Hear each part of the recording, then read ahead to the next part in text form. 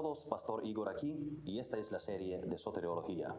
En las previas sesiones abordamos la justificación explicando doble imputación. Por un lado, nuestro pecado fue imputado a Cristo en la cruz, recibiendo Él el castigo que merecíamos, y por el otro, su justicia perfecta nos es imputada a nosotros.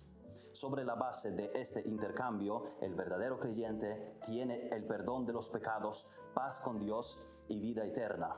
Tiene la seguridad de que no irá al infierno porque su castigo ya fue ejecutado en Cristo.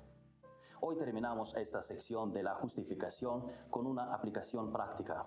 El apóstol Pablo dice en Romanos 1:17, porque en el Evangelio la justicia de Dios se revela por fe y para fe, como está escrito, mas el justo por la fe vivirá. Fijaos en la frase, por fe y para fe. La vida de fe, la confianza en la justicia de Cristo, no es solo cuestión del inicio de la andadura cristiana. La fe es el motor, el sostén del caminar cristiano hasta el encuentro con Cristo en la gloria. No es que entramos por la puerta de fe, pero continuamos por el camino de nuestros esfuerzos. Es siempre fe en la obra perfecta de Cristo, la justicia de Cristo. Por eso dice, por fe y para fe. ¿Cómo funciona esto? ¿Cómo confiamos en la perfecta justicia de Cristo a lo largo de toda la trayectoria de la vida cristiana? A medida que crecemos en nuestro conocimiento de Dios, llegamos a ver con mayor nitidez nuestra propia podredumbre del pecado. Fue ante la gloria de Dios que Isaías exclamó, ay de mí que soy hombre muerto, porque siendo hombre inmundo de labios y habitando en medio del pueblo que tiene labios inmundos, han visto mis ojos al Rey Jehová de los ejércitos. Es lo que ocurre con la persona que se acerca a Dios, que lo llega a conocer más, que se ve miserable a sí misma, se ve en bancarrota total, se espanta. La persona que con audacia dice, yo no soy pecador, ¿yo qué pecado tendré? Ninguno que sepa. Tal persona habla así porque no ha estado cerca de Dios, al menos no recientemente, no ha tenido encuentro con Dios a través de las Escrituras. En nuestra conversión, por primera vez, fuimos expuestos en nuestras conciencias a la santidad de Dios. Allí fue donde tuvimos un conocimiento inicial de la santidad de Dios y de nuestra pecaminosidad a la luz de esta santidad revelada en las Escrituras.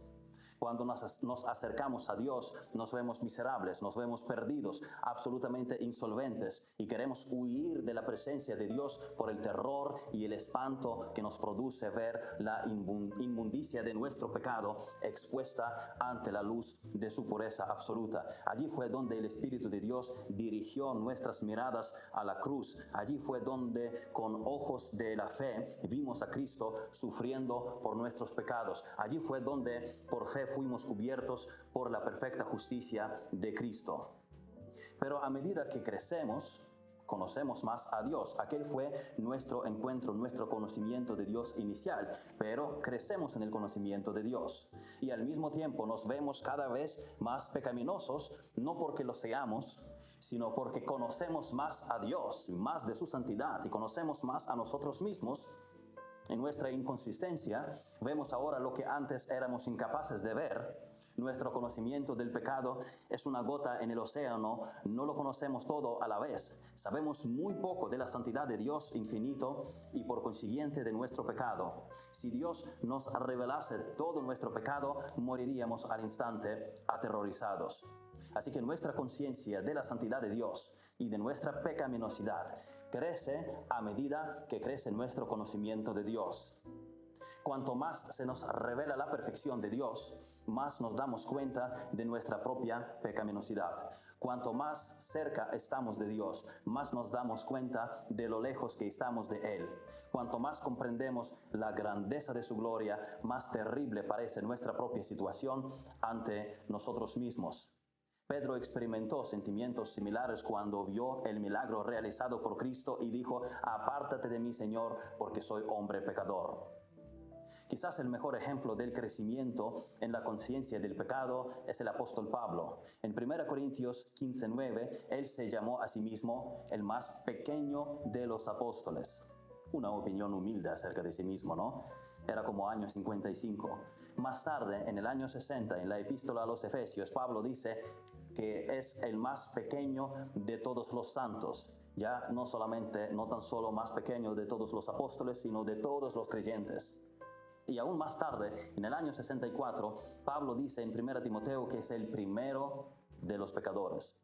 No es que el pecado creciera en Pablo, crecía su comprensión de su propia pecaminosidad y su sensibilidad hacia el pecado. A medida que él crecía, reconocía los aspectos de su vida que no le agradaban a Dios, pero que antes tal vez no le molestaban o no los notaba. Ahora ve más maldad en sí mismo. De hecho, si un cristiano no se ve peor, es probable que no crece, que no se acerca a Dios. Y es por eso que no se espanta de la inmensa brecha con los estándares de Dios, en los sucios que pueden ser no tan solo sus actos, sino los pensamientos, los impulsos, las motivaciones.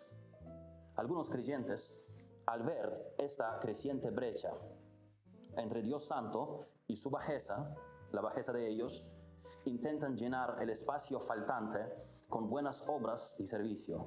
Y así la gente, en el afán de corresponder a los estándares de Dios, ven que no llegan, pero quieren estar a la altura. La gente empieza a vivir como los fariseos del Nuevo Testamento, para quienes lo único que importaba eran las cosas que hacían para Dios. Sin embargo, ninguna buena obra puede cubrir nuestra verdadera pecaminosidad ni satisfacer los requisitos de la perfección de Dios. Y entonces, ¿qué es lo que sucede? La persona se da cuenta de esto y lo que hace es rebajar un poco el estándar para que sea alcanzable, un poquito más de mi altura, construir diversas excusas para uno mismo, ser un poquito más indulgente con uno mismo. Muchos consideran que algunos de sus pecados, no son tan importantes para Dios, disminuyendo así su santidad. Creen que no son tan grandes pecadores y así la persona desliza hacia el fariseísmo, adoptando gradualmente doble cara e hipocresía. No es que el cristiano se apostata, sino que se esfuerza por aparentar algo en lugar de reposar en los méritos de Cristo. Se sostiene en sus propios pies en lugar de correr al Calvario cada día, por fe y para fe. Ocurre también otro error. Algunos, al ver la creciente brecha entre la santidad de Dios y su propia pecaminosidad, caen en la desesperación sin saber qué hacer al respecto. Intentan llenar el vacío con buenas obras, pero se dan cuenta que no son suficientes, no pueden hacer lo suficiente para satisfacer las exigencias de la perfección de Dios. Uno aparta tiempo para leer la palabra de Dios, pero llega un día y no lo hace. Intenta controlar su habla, pero no siempre lo consigue y en algún día dice un disparate y así sucesivamente. En esos momentos le parece que su camino con Dios es una continua derrota, que todo es un fracaso y no puede creer que Dios puede todavía amarlo. Al ver sus pecados, llega a la conclusión de que nunca podrá agradar verdaderamente a Dios. Y el resultado es desesperación y ansiedad. ¿Cuál es la respuesta correcta? Estos problemas tienen la misma raíz y por tanto la misma solución. El fariseo cree falsamente que puede ganar el favor de Dios con buenas obras y el desesperado se da cuenta de la imposibilidad de esto, aún intenta y ve que es imposible, pero todavía intenta. En ambos casos el verdadero error está en el punto de partida. Ambos buscan añadir algo al sacrificio de Cristo sin creer en su suficiencia. Debemos entender que solo nuestra comprensión de la santidad de Dios y de nuestra propia pecaminosidad crece. La verdadera brecha entre ellos, entre la santidad de Dios y nuestro pecado, es mucho mayor de lo que jamás podríamos imaginar. Pero por grande que sea esta brecha, la llena el sacrificio de Cristo. Hebreos 10:14 dice, porque con una sola ofrenda hizo perfectos para siempre a los santificados. A medida que conozcamos más a Dios y contemplamos su santidad, a medida que comprendamos nuestra pecaminosidad más, debe crecer también nuestra fe en Jesucristo y nuestra confianza de su obra completa. Siempre tenemos que poner la confianza en Cristo, quien ha cubierto toda esta brecha.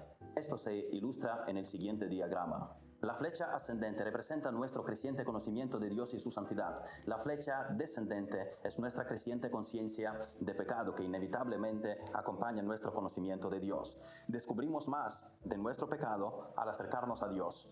Nos vemos más pecadores que antes, así como el apóstol Pablo se veía cada vez más caído. Si crecemos en este conocimiento, crecerá también en nuestra conciencia la brecha, la distancia que vemos entre la perfección de Dios y nuestro pecado. Y en lugar de caer en desesperación o tratar de rellenar esta distancia con nuestras obras y servicio, existe solo un remedio: la justicia de Cristo.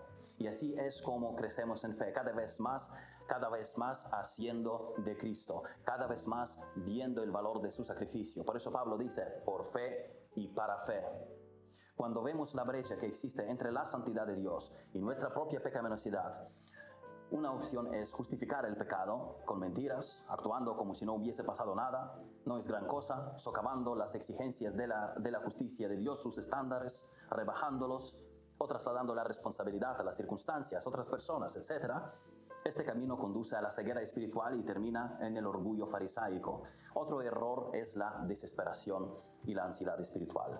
La respuesta correcta es admitir abierta y honestamente el pecado delante de Dios, poniendo plena confianza en la cruz de Cristo, siendo justificados por el sacrificio de Jesucristo, por su obediencia pasiva y su obediencia activa, por su muerte en la cruz por nosotros y su vida, su perfecta justicia imputada en nosotros. En el progreso de Peregrino, en el valle de la sombra de muerte, Bunyan presenta estos dos precipicios espirituales: la desesperación de quien, al verse incapaz de cumplir la ley, pierde la esperanza de salvación, y el fariseísmo de quien confía en su propia justicia y se complace en sí mismo. La única senda segura es el Evangelio: avanzar sin apartarse ni a la izquierda ni a la derecha, descansando únicamente en la gracia de Dios y en los méritos perfectos de Cristo. Solo en este caso el Espíritu Santo nos concede el consuelo, nos enseña y fortalece. Solo en este caso se produce el verdadero crecimiento espiritual, la verdadera andadura con Cristo, por fe y para fe.